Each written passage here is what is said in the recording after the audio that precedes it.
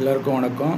இன்றைக்கும் நம்மளுக்கு நேராக வர தேவ சத்தம் என்ன அப்படின்னா, சமாதானத்தை ஒரு நதியை போல உங்களை நோக்கி புரண்டு வர செய்ய போகிறாராம். சமாதானம் இல்லாத சூழ்நிலை, நிம்மதி இல்லாத ஒரு நிலைமை, இருதயத்தில் வலி, இருதயத்தில் வேதனை, நிம்மதி இல்லை, தூங்க முடியல.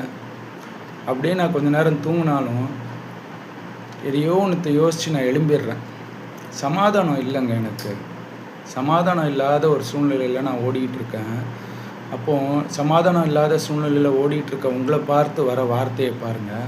உங்களுக்காக கொடுக்கப்படுகிற வார்த்தையை பாருங்கள். ஏசாயா 66:12 இப்படி சொல்லுது.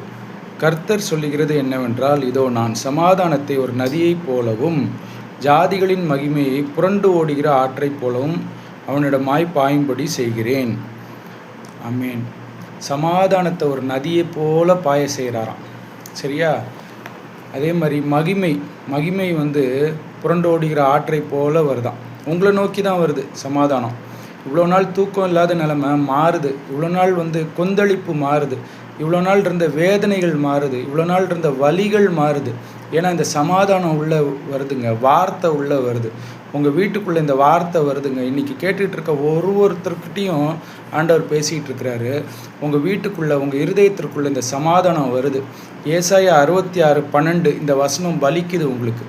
சரியா? அடுத்தது 13 எப்படி சொல்லுது?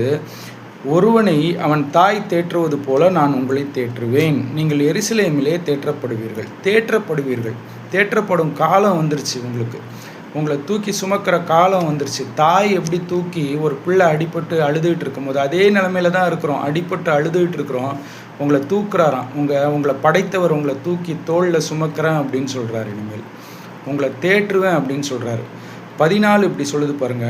நீங்கள் அதை காணும்போது உங்கள் இருதயம் மகிழ்ந்து உங்கள் எலும்புகள் பசும்புல்லை போல செழிக்கும். நீங்கள் அதை பார்ப்பீங்கன்னு சொல்கிறாரு. நீங்கள் அதை காணும்போது உங்கள் இருதயம் தேற்றப்படும். அந்த வழியில் துடிச்சிக்கிட்டு இருந்த இருதயம் சமாதானத்துக்குள்ளே பிரவேசிக்கும். அடுத்தது, இது மேலே பட்ட காயம் கிடையாது, தோலில் பட்ட காயம் கிடையாது. தோலை தாண்டி, சதையை தாண்டி, நரம்பை தாண்டி எலும்பு வரைக்கும் போயிருக்கு வலி. அந்த மாதிரி ஒரு வழியில் இருக்கிறீங்க. உங்கள் எலும்புகள் செழிக்கும் அப்படின்னு சொல்லியிருக்காரு. இப்போ பாருங்க, பசும்புல்லை போல செழிக்கும் எலும்புகள். அந்த மாதிரி உங்களுக்கு எவ்வளோ டீப்பாக இருக்கிற அந்த ஊண்டை அந்த டெப்த்துக்கு போயிட்டு நான் உங்களுக்கு சரி பண்ணுறேன் அப்படின்றார். உங்களுடைய காயங்களை நான் ஆற்றுறேன்னு சொல்கிறார். விசுவாசிங்க. அவர் உங்களோடு பேசி கொண்டு இருக்கிறார். இன்றைக்கு உங்கள் சூழ்நிலைகள் மாறுதுங்க. உங்கள் சூழ்நிலை மாறுது. அதை விசுவாசிங்க. ஆமேன்.